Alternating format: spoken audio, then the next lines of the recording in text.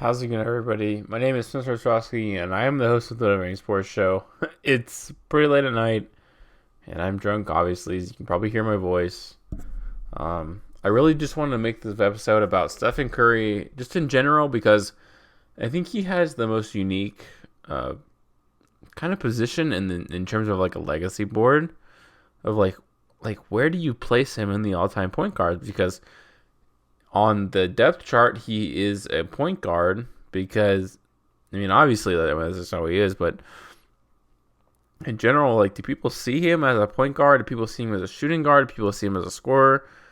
I really find this to be the most interesting thing of all time because if you guys have seen the NBA Finals, the finals have been tied 1-1.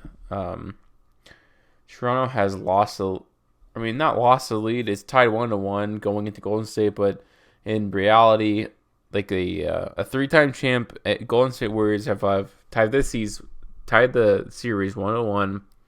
Going back to Golden State, they have 2 games at home. So, if you're really watching the series, like the Toronto has lost the home court advantage.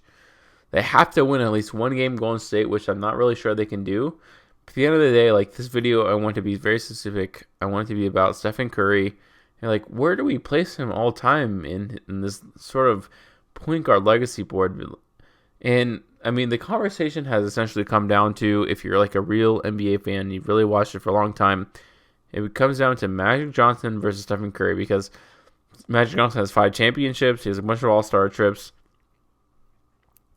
I think his legacy, like in all honesty, has come to some sort of weird standpoint because he's been this executive of the Lakers and he didn't really do a really good job because he left the organization. I know a lot of it has come down to Rob Pelinka and all the ownership, but he really left it in a really weird note. So it's kind of weird to place, like, I don't know. I don't want to talk the Lakers. I don't want to talk about the Lakers too much in this video because this video is about like Steph Curry. But Steph Curry hasn't really shown up big in big games. Even in this game, he had a few big 3-point shots in the end of the first half, but it wasn't him who was the guy who would really focus on at the end of the second game. Andre Iguodala obviously hit the very big shot to put the game out of contest. Toronto ended up calling a timeout. It didn't really matter. Everyone who was watching the game was like, yeah, Steph Curry. It was Andre Iguodala hit the big shot. Had nothing to do with Steph Curry. I just find it really interesting because people are very quick to point Stephen Curry as the biggest or the greatest point guard in NBA history. But when can you say that this man in the playoffs has shown up big in big games? You know, he has 30-point games, which is incredibly useful for the team. If he didn't have 30-point games, they wouldn't be in a lot of these finals. But at the end of the day, when has he been the reason that they've won the finals? I understand that it's a very weird kind of question to ask because he's so good. Like at the very like end of the day, Stephen Curry is one of the most exciting players to watch because he makes some of the most unbelievable shots that you've ever seen. Like, I like personally, like because I mean I haven't seen shooters like Reggie Miller. I haven't seen none of these great shooters. Like, I don't really know what it means to be a great shooter in the NBA because I mean I'm only 22 years old, so I haven't seen a lot of the NBA. But at the end of the day, I've seen Steph Curry, I've seen Stephen Curry, I've seen Klay Thompson. I've seen, CJ McCollum. I've seen all the greatest shooters in the NBA. In my lifetime, of course, of 22 years, I've seen these players. In my lifetime, I can say that Stephen Curry is the greatest shooter of all time. But when has it counted in these big playoff runs? Because, at the end, like, this guy has on his team Klay Thompson, who is one of the best shooters of all time, if not the greatest. He's essentially competing with Stephen Curry to be the greatest of all time. He's had Klay Thompson, who is an unbelievable shot-up shooter. Personally, I hope he leaves the team. that could be a separate video. Of course, I hope that guy has his own career, but he has Klay Thompson, he's has Stephen Curry to really guide him along this big journey that he's had as an NBA player. What I can say as a player, as a person watching the game, of course, not a player, is that Stephen Curry has never really shown up big in playoff moments, in regular season moments. Yeah, of course, he had that big shot against the Thunder. Ironically, I was at basic training, but obviously when I got back from basic training, I saw the plays.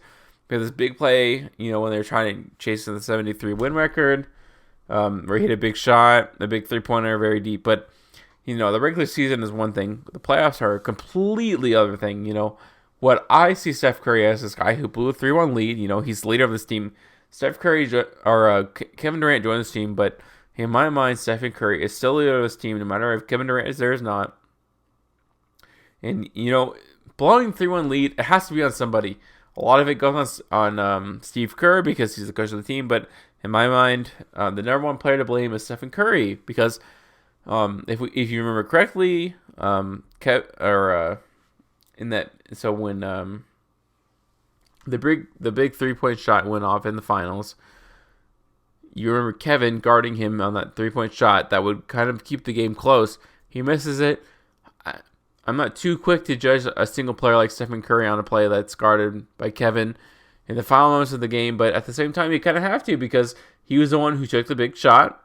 He was isolated. It was one-on-one, and he didn't pull through. So, I'm not here to judge an entire person's career on one play. So, if they lose the finals, they lose the finals. I mean, that was a crazy 3-1 lead that they blew.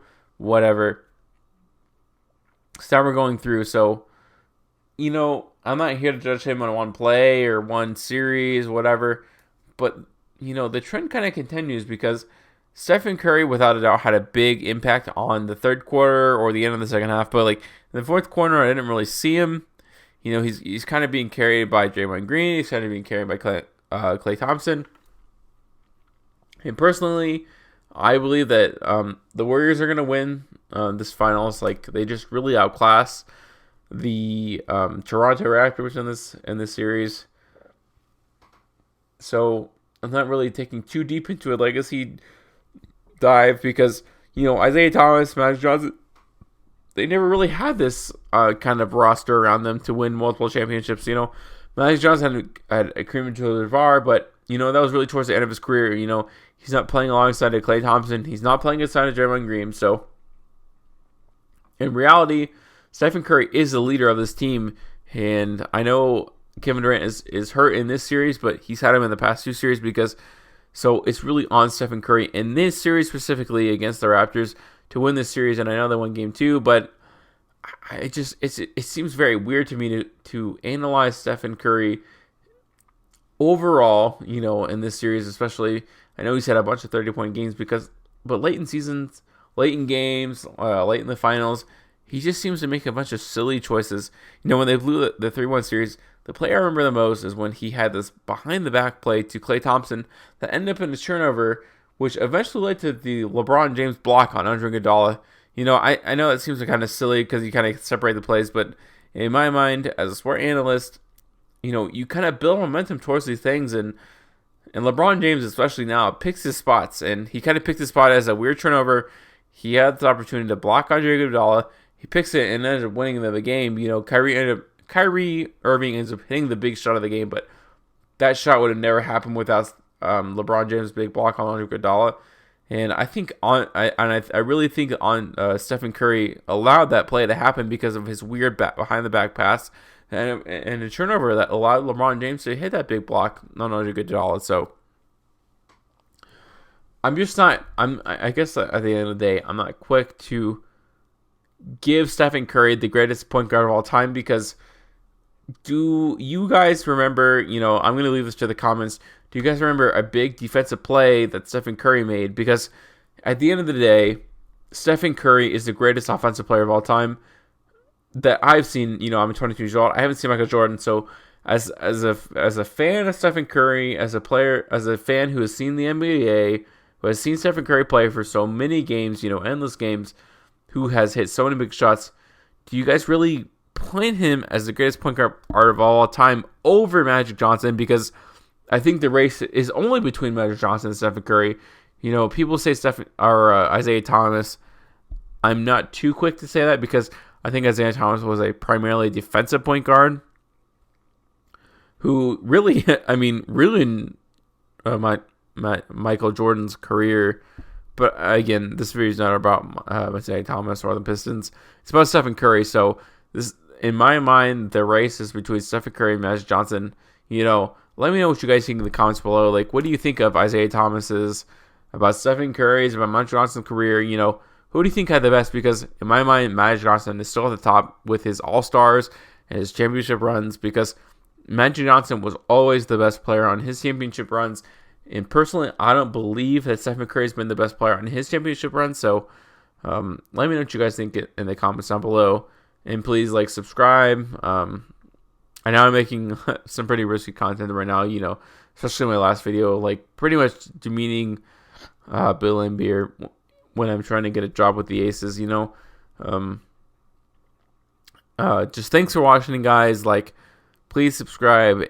This content and this kind of viewer base, I really try to get into every comment. That's not ridiculous, I try to respond to you guys. It's kind of the base I want to join. I'm just a guy making source videos, So again, I always appreciate you guys' feedback. I always appreciate you guys commenting on my videos, viewing the videos. It means the world to me, really, because I'm just trying to build kind of a base here, and I want to be unique, in this kind of platform. But yeah, thanks. I really appreciate it, guys, and thanks for watching. Thanks for listening, and you guys mean the world to me, seriously. So thank you so much.